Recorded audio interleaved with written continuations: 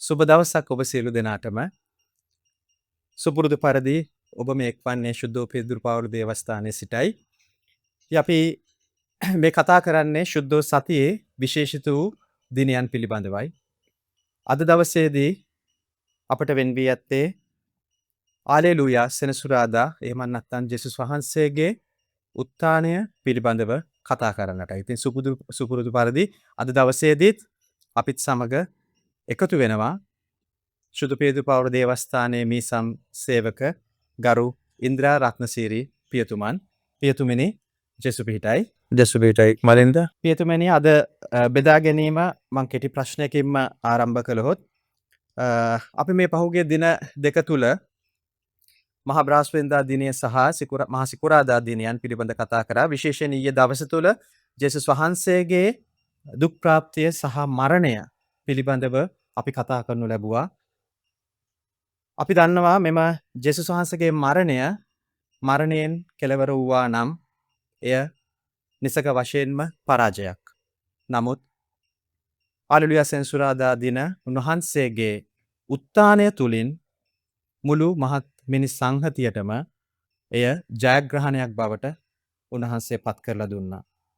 පියතුමනි, මරණය පරාජය කළ මෙම උත්ථානය කතෝලික විශ්වාසයේ ආරම්භය සනිටුහන් කරනවා. ඔබ වහන්සේ මෙම බෙදා ගැනීම එතනින් ආරම්භ කළොත්. ඔව් මලින්ද, ඔබ බොහොම පැහැදිලිව ආරම්භයේදීම අපිට සිහිපත් කළා ජේසුගේ මරණින්ම කෙලවර වුණා නම් අද අපේ බලාපොරොත්තුවක් නැහැ කියලා. ඒක තමයි ඇත්ත කතාව. මට මතකයි උසස් පෙළ විභාගයේ සඳහා සූදානම් වෙද්දී අපි ඉංග්‍රීසි සාහිත්‍ය ක්ෂේත්‍රයේ තියෙනවා එක කවියක්, කවි පොතේ. ඒ කවිය ලියලා තියෙන්නේ ඉංග්‍රීසි ජාතික කවියෙක් ජෝන් ඩන් කියන කවියා. ඒ කවි පොතේ එක කවියකට ඔහු නම් තියෙනවා මරණය, ඩෙත්. ඒ කවිය අවස්ථාවේ ඔහු කියනවා මරණය ඔබ දවසක මැරෙන්නේය. Death one day you will die. මෙය ඔහු නිර්මාණය කරන්නේ උත්ථානය පසුබිම් කරගෙනයි. ජේසු මරණය මරාගෙන නැගිට සත්‍යතාවය ආශ්‍රිතවයි මේක කතා කරන්නේ. අපි මලින්ද දේවවන්දනාත්මක විමර්ශනයට පොඩ්ඩක් එබිකම් කරලා බැලුවොත් මෙම හාලෙලූයා සෙනසුරාදා දවසේ දේවවන්දනාත්මක තේමාව ගොනු වෙනවා කරුණු 4කට. දේව පූජා යාගය ආරම්භ වෙන්නේ දේවස්ථානයෙන් එළියේ ආලෝක මෙහෙය. ඊට පස්සේ දේව වාක්‍ය මෙහෙයට අපි පාතබනවා.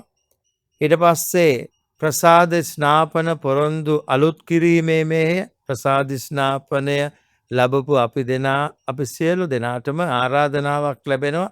අපේ පොරොන්දු අලුත් කරගන්නට විශ්වාස ලක්ෂණය අපි ප්‍රශ්න උත්තර ආකාරයට ප්‍රකාශ කරනවා. අනිත් දවස් වලට වඩා පොඩ්ඩක් වෙනස් ආකාරයට. 4 වෙනි අදියර ඇටේට දිව සප්‍රසාද මෙහෙය මේ ආකාරයට මෙම දවසේ දේවවන්දනාත්මක පසුබිම ගැන කතා කරද්දී මේ අදියරයන් ඔස්සේ තමයි අපේ තේමාව ගොනු වෙන්නේ. ඉතින් එදා පුරාණ ගිවිසුමෙන් ගත්තු කෙවීම් 7ක් තියෙනවා. නව ගිවිසුමෙන් ගත්තු එක කෙවීමක් තියෙනවා. සංදේශය, රෝමවරුන්ට ලියන ලද ලිපියේ සුවිශේෂ පාඨය.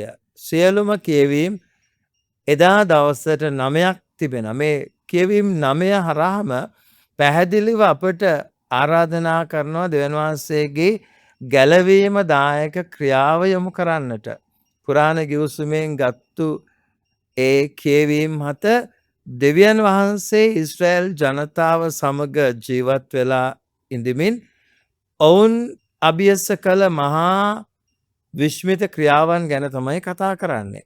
ප්‍රධානතම සිදුවීම තමයි රතු මුහුදින් එතර වීම. දෙවියන් වහන්සේගේ මූලිකත්වයෙන් දෙවියන් වහන්සේ ඔවුන්ට ගැලවීම ලබා දුන්නා. ඔවුන්ගේ වහල්කමින් ඔවුන්ට නිදහස ලබා දුන්නා. ඒක නිසා මේ අනිවාර්ය කියවීම නික්මයාම පොතෙන් උපුටාගත්තු කියවීම කතා කරන්නේ ඒ රතු මුහුදින් එතර වීම ගැනයි. එතකොට සමස්තයක් හැටියට බොහොම සරලව අලුරිය සෙනසුරාදා කියලා කියන්නේ ජේසු මරණින් උත්ථාන වීම සිහිපත් කිරීම.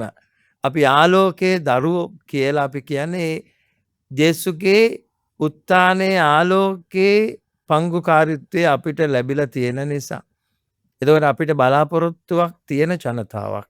මලින්ද අපිට බලාපොරොත්තුවක් නොමැති ජීවිත අපි ගත කරන්නේ නැහැ.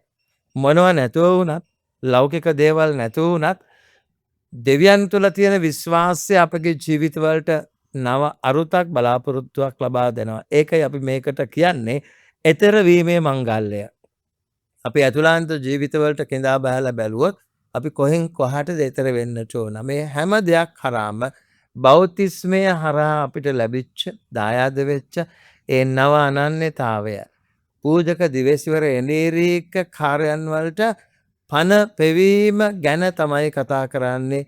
ක්‍රිස්තු ශ්‍රාවකත්වයේ වැළඳගත්තු අපි දෙවියන් වහන්සේ අභියස කොහොමද ප්‍රසන්නව ජීවත් වෙන්නේ, ඒ ගැලවීමට අපි නතු වෙන්නේ කොහොමද කියන එක තමයි මේ දවසේ විශේෂත්වය. ඒක නිසා අපේ ජීවිතේ ප්‍රධානතම දිනය තමයි අද. හැම ඉරිදා දවසකම පාදක වෙන්නේ මේ උත්ථානයයි. පාස්කු ඉරිදා දවස, අල්ලුයා සෙනසුරාදා දවස සුවිශේෂ වාක්‍යයන් වෙනස් වුණත් එකම සත්‍යතාවය ගැන තමයි කතා කරන්නේ. ඉතින් ඔබ සියලු දෙනාටම අපි පුරා දින 40ක් සුද්ධෝ සතිය මේ දවසේ මෙනෙහි කිරීමත් ඔබගේ ජීවිතවලට සමීප කරන්නට උත්සාහ කළා. මේ සුදෝ පේදුරු පවුලු මුනිතුමන්ලාට කැප කරලා තියෙන දේවස්ථානයට අනුබද්ධිත මේ මාධ්‍ය ඒකකයේ මේ දූ දරුවෝ එක්ක විශේෂ මඟ පෙන්වීම මලින්ද මහත්මයාට ස්තුතිවන්ත වෙමින් අපි අපේ ප්‍රයත්නය සාර්ථක වෙන්නේ මේ දිනවල ඔබට සමීප කරපු ඒ මෙනෙහි කිරීම යම් ආකාරයකට ඔබගේ ජීවිතවලට සම්බන්ධ කරගත්තොත් ඉතරයි කියලා පෞද්ගලිකව මම කල්පනා කරනවා. ඒ සඳහා දෙවියන් වහන්සේගේ ආශිර්වාදය, උත්තානෝ ස්වාමින් වහන්සේගේ බහුල ආශිර්වාදයන් ඔබගේ ජීවිතවලට ලැබේවායි කියලා හිත සිතින් ඔබට ප්‍රාර්ථනා කරන ඔබ සියලු දෙනාටම සුබ පාස්කු මංගල්‍යයක් වේවා. ඔබ සියලු දෙනාටම ජේසුස් පිටයි. ස්තුතියි පියතුමනි.